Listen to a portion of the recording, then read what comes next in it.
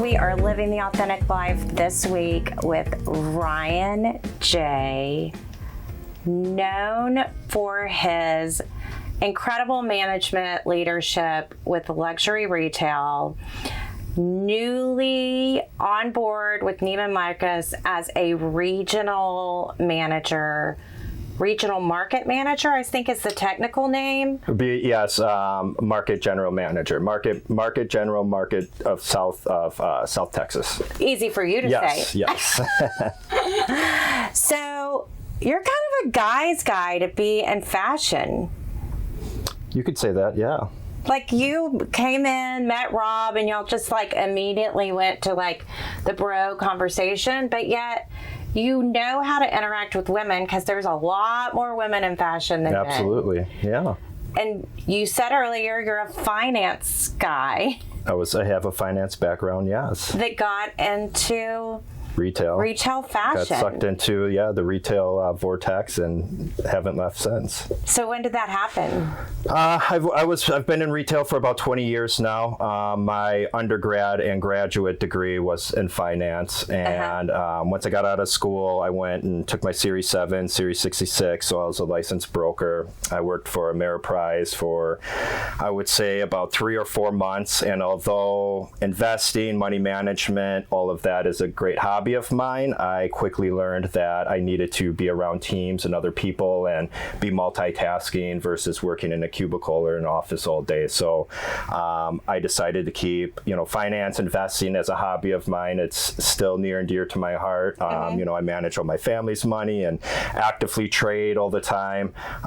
Very, very close to the stock market, follow business. I love analyzing, businesses, P&L statements, etc. But decided I would get into retail because I was working retail jobs while I was putting myself through school. So I said, if I'm going to do this, I want to go big with it. And, took me all across the country. I worked for small boutiques at first, managing those. And then Macy's recruited me, and I started with them down in Miami, Florida. Managed 5 or 6 different locations throughout the country, each time getting a larger volume store. Then Saks recruited me. I was with Saks for about 9 years, managed 4 different locations with them, and now I'm with Neiman's. So you have a wife and family that goes all these places with you. Yes, I was very fortunate. My wife Amber. Yes, I feel like if I move one more time, I'll be signing the divorce papers. No, I was fortunate. Amber, her job allowed her to work remote the last 6 years. So it happened to. We were very fortunate that it worked out that way. So it just happened that she didn't have to find another career, etc. So. And then young kids. So like moving schools, that's hard too. Yes, so it's easy when they're younger because, when they're 3 or 4, they're like, you move them somewhere, they forget their old friends and it's a new start. Now that they're older, my oldest is 9, my youngest just turned 5 this past weekend. So, I promised my oldest that we wouldn't move anymore. Our last move was from San Antonio to now in Houston, and, big push for him to buy onto the move was that the NASA Museum is here in Houston because he wants to be an astronaut. So that's kind of how I sold and packaged the deal to him, and he signed on and agreed that he would allow me to move one more time. So now we're here. God. Okay, so Noreen, who you met in our showroom, is good friends with someone that works at NASA, and last week they launched the newest spacesuit that hadn't been redesigned in 20-something years. Really? Is that so wild? That is. So is it available to see if you go there now? I know. At the museum? We need to get you some VIP tickets for your son. How cool. We asked her if she could bring a glove back or something that they just set aside, but I think she came back empty-handed. But we can work on that. Yeah, that would be fantastic. It is super cool. Like, people come to town and talk about NASA, and then I'm like, oh, that's right. That's there. Because it's so cool. Yeah, we've been trying to get them in the NASA camp, but it fills up. We're always too late. We forget about it. Then when we try to sign them up, it fills up in like one day. So awesome. Next year. Well, we can definitely work on NASA camps, and we just need you to work on like Chanel, Runway, Paris, whatever. That's right. Chanel, Louis, Vuitton, they're not hard to get. Okay, so speaking of, fashion. I was obsessed with it. It was my side hustle for so long. And the way, I don't know if I told you this, but the way I got into it was my father always believed in investing in property. So I never had money for fashion. And when I was young, I bought my first house and I was house poor and I had no cash. So I invested in accessories. And when I would travel to Europe on buying trips, I'd buy it duty free so I could get the tax back. Sure. But I had a Gucci bag, or I had like and I always had a great watch. So that was really where my passion came. How could I achieve a great look with accessories? And now I've evolved to, it was my mission in life to be able to have fashionable pieces. I remember those journeys of pulling tear sheets. And the interesting thing is, it's kind of going back. My daughter asked me for a subscription to Vogue so she could do tear sheets. Now it starts. And like they're back into records. Like, so fashion does kind of come back. Recycle itself. It recycles itself in so many ways. Were you ever like super into fashion? No, I would say that, listen, I'm from Milwaukee, Wisconsin, where I don't think it's really the fashion capital of the world, but, exactly. I would say once I broke out of the whole Midwest thing and I was living in Miami, I was really exposed to it on a whole different level and degree. So I think it kind of started there.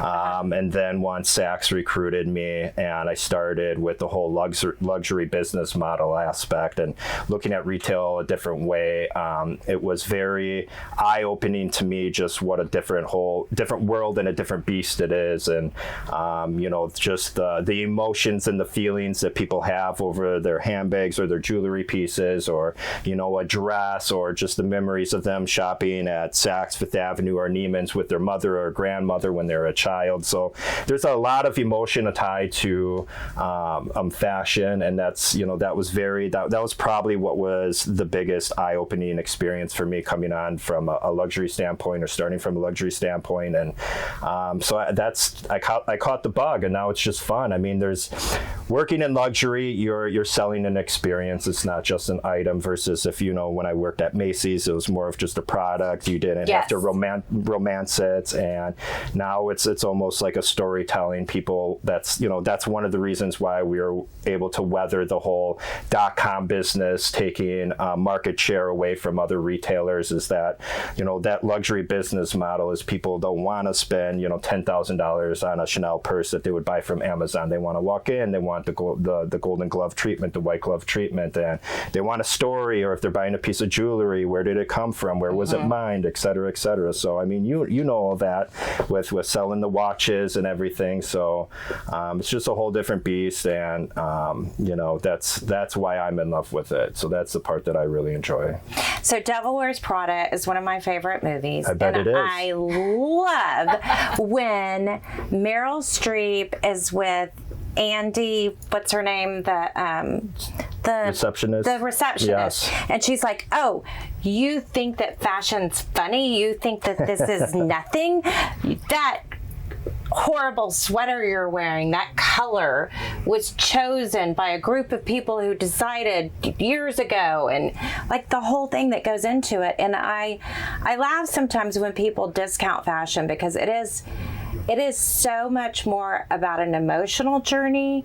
And I do feel like it's more that people are buying a piece of artwork. Absolutely. To express themselves. And I think for me, in the way we interact with our clients, it's about storytelling. It's about conveying an emotion about who you are and what you want to say to someone without speaking to them. Absolutely. And I think some people struggle with, they want to be a different person than they are, and they can use fashion to help get them there. And I've shared, Danette and I do this and now Bella's doing it. When we have a bad day, we dress up more, because when you dress up, you feel better and you walk better. And sometimes living the authentic life means you fake it till you make it. That's right. So it'll change your whole outlook. And I feel like when people come into these luxury experiences, they want to learn from you, like what the mindset is behind it. And I feel like now personal shopping is the biggest way that these stores are doing it, because it's not like they're buying from not everyone gets to buy from Ryan, but they're really buying from their salesperson that knows who they are. Tell a little bit about that. Yeah, sure. The way it's changed. Yeah, I mean, I think that, again, going back to the brick and mortar, where people say brick and mortar is dead, I would disagree. No way. And it has a place forever. It has a place forever. Again, you have people that are familiar with luxury, or you have people that may be coming in and buying their first, evening dress for a gala, charity, wedding, etc. Mother of the bride. Yes. And they have nowhere. They have no other bar or starting point. So they need a personal stylist. And it's funny, because a lot of these stylists that we have, these personal shoppers, whatever you want to call them, is they're really, they become really good friends with our customers and our clients, and they truly understand them.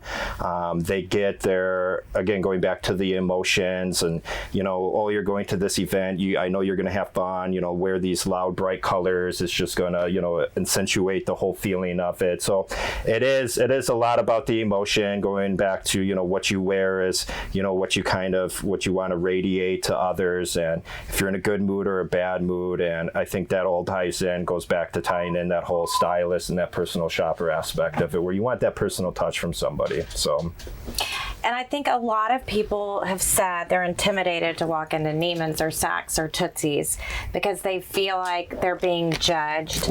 And I know from a standpoint of management, like when I talk to Tootsie's, when I talk to you, that we're really trying to move past that to have people feel engaged. And I really do get these follow-up emails, these questions, making sure that the customer experience was something great. Yeah, listen, a lot of even our top clients that, are very loyal to us come in their sweatpants and or Lululemon pants or whatever. They're just got done grocery shopping and come in. So we never judge anybody by, what they look like or, how they're presenting themselves as they walk it as they're walking in. I think that, both Neiman's and Saks, that experience is of the utmost, especially when you compare it to some of the other retailers around town. So we kind of pride ourselves on that. So, and tell me about Neiman's. I was a Neiman's Houston girl for some time, and then I became a Saks girl. Tell us a little bit about why you're now with Neiman's. Sure. And that journey, how Neiman's is kind of redefining itself as a Texas treasure that it is. Yeah, and to your point, Texas treasure, that says a lot about one of the major reasons why I decided to make the jump or the move, however you want to describe it. Texas has Neiman's has such roots in Texas.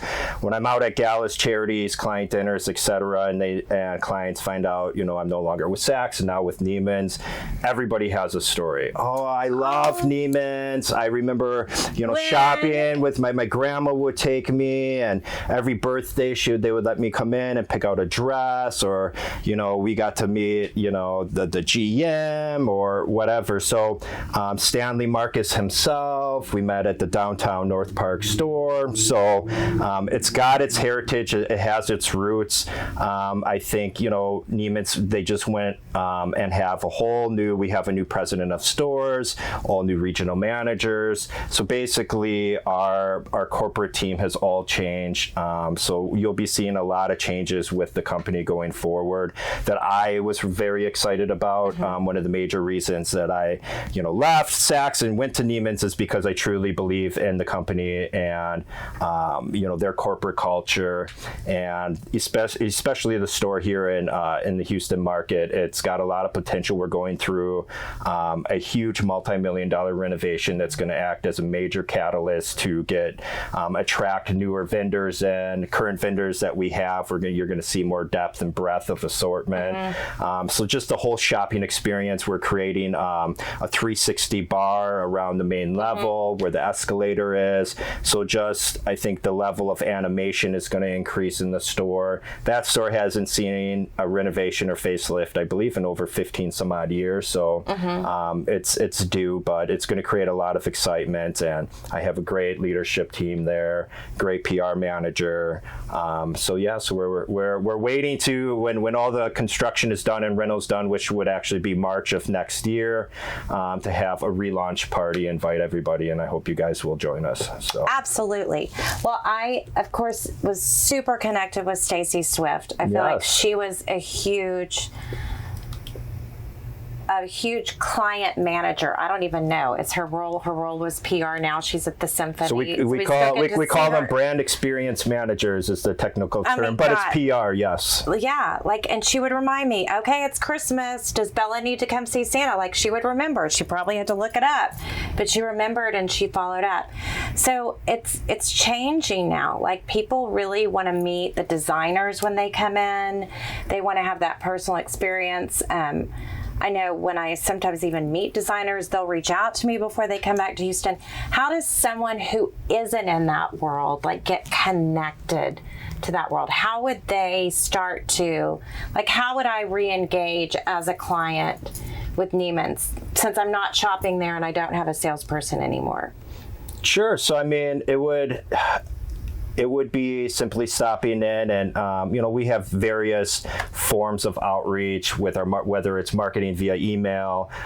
We have our social media outlets as well. So right now we're rehyping and I would say sending out a larger fish net of people that we reach out to in the city via blast, social media, influencers, etc. So the dollars behind marketing has increased. We have a new PR manager now that Stacy's no longer there. Her name is Heather Allman, and she's very well connected. She is stylish. She is always stylish, and she's very well connected. Attitude. And she knows everybody. Yes. So, but for instance, we just had an event where it was an in-store luncheon where it wasn't our top client. So everybody thinks that a lot of these events are strictly for top clients. It's not necessarily the case. We randomly selected, I think it was 35 individuals who maybe only shopped with us once or twice, invited them in for a lunch hosted by Tony's, and it was by our jewelry department. I went around and, sat by each customer for 4 or 5 minutes, chit-chatted. And love it. Just, that's what I want to do more of. So I believe that personal touch, going back to the personal touch, everybody wants to know who the GM is now that they're shopping, or who owns the business and wants to meet them. It's a Texas thing, working in various markets. I would say being in Texas and managing 3 different stores, everybody in Texas wants to know who they're doing business with. So it's a lot different than other markets. Yes. It is really a personal relationship here. So we were talking a little bit before I read this article and you said it was taken out of context, that Neiman's is bringing in clients that spend $27,000 a year on clothes, which is pretty much the business model of most luxury companies. If you looked at Cartier or Hermes or Van Cleef & Arpels or BMW, our friend Maria, you want to look at people that are consuming, because when you do a wide net, it's harder to reach people. Tell us a little bit about that. If you're only going to spend $1,000 a year, how do you... You're still wanted. There's still a place, time for you, because I feel like people think, well, then they don't want me. I'd rather just stay with the small boutique where they need me. Yeah, no, it's not that, we don't want our everyday walk-in traffic, but it's where we feel. So basically the top, I believe it's 3 to 5% of all of Neiman's clients make up over 30% of the total business, if that gives you some perspective. So even in my store, our top 100 clients make up about 40% of the total Neiman's business. So really the business model, and it was taken out of context, it's not that we're going to deny somebody shopping at Neiman's or reach out to them and invite them to events, but that individual who is maybe spending $20,000 to $30,000, they're just through all analytics, they're probably also spending $20,000 or $30,000 at boutiques in River Oaks. They're probably spending $20,000 or $30,000 at Saks and spreading it all over. So how do we get more of that wallet share to stay with Neiman's? Which again, going back, that's the same business model. If you're a Mercedes, are you really going to send all your invites to people that went out and bought a Ford pickup truck? Probably not. Doesn't make sense at all. It just doesn't make sense. So it's really about just getting more of that wallet share, letting the client know that we can be the one-stop shop for them. So if you want something from whatever it is, Chanel, we have Chanel at our store. You don't have to buy something from our store, and then when you go and you get your Chanel bag, you don't have to go out and go to the boutique. We can service you right in our store. So how can we make it a one-stop shop and where you don't have to spread your money all around town? Well, I just bought Chanel shoes from Bergdorf's in New York, and the receipt came and said Neiman's, and I thought, I could have just done that here. You could have. Yeah, so I need to work on that. And then we could have had lunch together. I didn't buy anything, Rob. What was I saying? I ordered them from the Real. You got them complimentary from me. Complimentary pair of shoes. So, speaking of collaboration, let's talk about the role of collaborating with someone like these designers. How do you pick, Bot Moy came in. I don't know him, but I know Dwyn's been wearing him for a while. I love his pieces. I think it's very Oscar-like, and it's so me. I love the bubble skirt, that dramatic Texas princess thing going on. And I don't think other places in Houston that I know of are carrying him. How do you kind of develop those relationships with special designers? Yeah, to be honest, it comes from a corporate standpoint, the buying office. So it starts there, and typically they'll test it in various markets. So, the Texas market is a lot different than, let's say, an East Coast market. So we have certain designers that fare much better in our market than others. So we like to gravitate around that and really make them the center of focus. And whether it's a Nini jewelry, let's just say, because Nini is local here and she's a local designer, so how do we showcase her in a big way? But it all starts from a buying perspective in the corporate office, and it trickles down to the store, where ultimately myself and our PR team kind of make the decision on who we want to roll with. Like Pamela Rowland will be for Best Dressed, I believe it is. Oh, exciting. Yes. Super cool. Okay. And Best Dressed is now with Paper City. What? That announcement came out a couple weeks ago. Were you there when all that was changing? I was there shortly after. I was in a couple of the meetings. Yeah, so we're really excited. Big deal. So Best Dressed is not chosen by the magazine, but it's put on by the magazine and Neiman Marcus for years. And there's a mystery around how people are even chosen. What do you want to share about Best Dressed? What can I not ask and you could just share? This is now we're treading. Exactly. Now we're treading in dangerous waters. Exactly. Full disclaimer is that it's funny because, and again, I've been with Neiman's for 5 seconds, so I only know. Did you ask for the keys the first second? Yes, but I can say that there is there's this thing out there where people can get upset with Neiman's if they're not picked. I just want them to know that we currently don't. We have some influence, but we don't currently vote. We don't have any participation in the voting for who we're just like Paper City. We help. We're the fashion component of it. Put it that way. Okay, great. So where others are the ones to blame. And one of my girlfriends, Stephanie Suru, I believe, is chairing it this year. I believe I read that. She has the She Space and does so much to inspire women to be their best selves. But we forget men sometimes. I started shopping for Rob in the men's department. He was telling you he doesn't like to shop. I would literally bring it home and he would say yes, no, yes, no, yes, no. And at that time, I only bought sale, and he still prefers to only buy sale. So tell us about the boys. That fashion doesn't change as much. No, I mean, literally men's is the new women's now. So the men's penetration to a total store sales, no matter if you're a Neiman's or a Saks or a Tootsie's, I think it's what is it? It's gone up 98% in the last 4 years. What? Really? Wow. Yeah, so almost doubled in volume. Like custom made is really... I would say it's more of the sportswear component. Oh, okay. The sneakers, all of that. So, especially coming out of once with the reopening after the pandemic, men's, it was basically what paid the bills was the men's business, ladies' shoes, ladies' handbags. The ready-to-wear component was, just started picking back up again. I would say maybe 12 months or so ago. But straight after reopening, it was the men's business. The men's were hot to trot, and we had lines waiting to get in our department. And I just think with, the whole social media component being such a big part of everybody's lives now, where maybe back when I was in Milwaukee, Wisconsin, but didn't have, I wasn't exposed to social media, I probably would have dressed a little bit better if I was, just knowing what was out there and how other people were dressing. So I think that it's taken on a beast of itself. And yes, now men are highly engaged, and it's a huge business for us.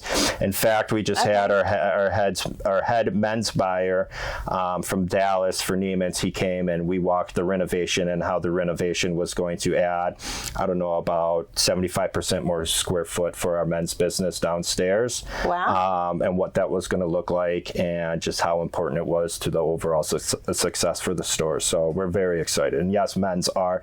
And it's funny because men, they will know what is current season. I find that certain individuals, they'll know what's current season more than your woman and their couture dresses or their what we call Division 1 or designer ready to wear.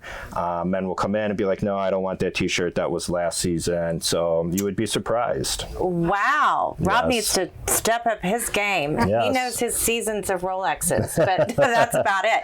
So the other favorite thing about Neiman's, other than Mariposa, because I had my birthday there for so many years, took Bella to the Christmas, is the Christmas catalog. Like every Neiman's Christmas catalog, I would just pour over it. It's truly was like the most obscure. Like, when do you start working on that? Probably almost March. Oh yeah, together. They start at the beginning. After the new year, they start on already. At the start of the new year, they're starting on the current season. His and Her Jet, or like the craziest. Before Cars for Kids was a real thing, they would have the Mercedes that you could drive. They have the Mercedes. I know one of the years they had the champagne vending machine as one of the exclusive gifts. So yeah, it's exciting. It's great. We're looking forward to this year's. I don't know who does it. I haven't met the person that puts it all together from a corporate perspective. But yeah, it's funny that you mentioned that, because a lot of clients, again, going back to the memories that are tied with Neiman Marcus, the Christmas catalog, having the little chicken broth thing in Mariposa. And they still do that? Yeah. And those that strawberry butter on the I literally have chills on the I'll bring you some next time I'm around town. No, I'm not having bread until I dance in the Apaha Dancing with the Stars May 12th. But I will come the next week after that. Okay. And I will enjoy it. Are you cutting carbs? I am. Well, January 1, except for spring break, I gave up French fries, chips, and bread, but I've added more tequila, Prosecco, and chocolate. Nothing wrong with that. So, you give up a little bit and then you pick up something else. Because anyone who doesn't have any indulgences, you just have to wonder, like, how are they doing it? And I feel like fashion is just the greatest outlet to for me, it was like about this generational. My mom, my grandmother, and I did it. Like we would go and do it. Now Bella and I do it. So tell us about like generations. Do you have a kids department? Are you still doing things with kids? Because for so long, Saks didn't have kids and Neiman's was the only kids. Sure, yeah. So we have a large kids department, and actually we are working in collaboration with Louis Vuitton right now. They're coming in and doing a new hard shop, or we're in the midst of signing a contract where they're come in and give them a portion of our kids section where they're going to do their own kind of mini boutique in there. So super cool. Almost a destination for people to come. I'm sorry, I said LV Burberry. My mistake. Well, I mean, little kids in Burberry, I mean, just that little plaid. I know about one item that was a plaid skirt and she didn't love it. And I'm like, but you should love this. And when you're older, you'll know why you should love it. And it was, so meaningful. So tell us about what's coming up. What are there certain events coming up in the store that people should stay in tune with? Should I go would to say your website to I would say sign up for biggest emails? one, like, what's the next step? The biggest one that we are really anticipating. So men's NCAA basketball tournament is being held here in the city. So we really reached out to our buyers and planners and the corporate office, and they're supporting us in a big way as far as exclusive pieces, both in women's footwear, handbags, the whole men's department. So exclusive pieces of denim, jackets, things that you normally wouldn't see on your everyday trip to a Saks or a Neiman. So what we call in the retail world booster orders for anticipation of all this extra foot traffic coming into the city. And we have 4 days of animation going on from the Thursday to the Sunday. So basically the end of March to the beginning of April, that whole Final Four tournament 4 or 5 day session. Super cool. Yeah. All right. Well, we've loved catching up with you and learning all the ins and outs. Is there anything in closing that you wanted to share that you haven't yet? No, I think I'm going to pick up a couple watches on my way out. And no, I just appreciate your time, and this was great. Well, I am looking forward to see how Neiman's is really repositioning itself back in the hearts of everyone in Houston, because I know there's space for it. Yes. And I want to be a part of that journey. So we'll see how that comes about. Guys, thank you so much for tuning in. We're going to make sure that when you hit Ryan's episode, it's Ryan, because we understand there were some glitches, because we live the authentic life and we make mistakes and we embrace them in the journey too. All right, guys, send in lots of love. Take care, and we'll see you next week.